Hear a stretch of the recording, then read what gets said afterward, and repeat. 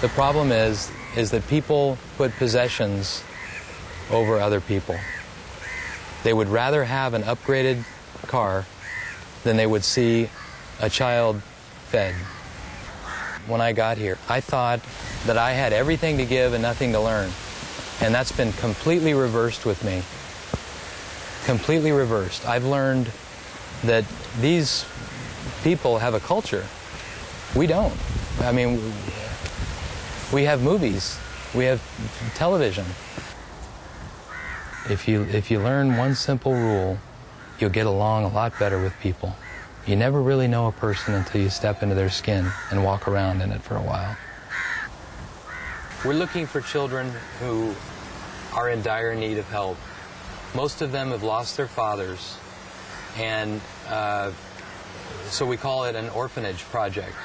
We call them orphans. Even though some of them have lost only one parent, if they've lost a father, in this culture, they've effectively lost both, because a single mother is tremendously vulnerable here and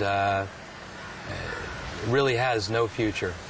And so it's a painful decision for a mother to give up a child and say that the child would be better off in an orphanage like this. But that is the reality. Our hope has always been to have children here who are of different races and different religions. In my opinion, if you raise kids together, they become friends, and it eliminates racism. If you segregate children, you're in essence telling them that there are inequalities. One race is better than the other. One religion is better than the other. And that's where the problems, in my opinion, start. When people start to separate themselves from each other, it goes from there to, I'm better than you. So the theory has always been, put them together as children when they don't have these agendas, when they don't see the color of the skin, when they don't see the religion. They just know friendships and let those grow. And so in part, that's what contributes to the peace process. The other element is, overtly trying to do that with respect to religion through the Hope Center. I remember, for example, Maristella. She lost her father in the war. Her family, her mother, lives in Jaffna. It's a long way from here. And her mother gave up her child, to be here, because she knew that it was the promise of a better life. The child is asked, what are your aspirations? And there are several children whose aspirations when they came here were very, very low. Now they want to be doctors. It's changed. Maybe before they wanted to be a secretary, or they wanted to be a stenographer. And there's one child who wanted to be a stenographer. She wants to be a lawyer now. I mean, the possibilities of doors have opened, and they see that that's possible.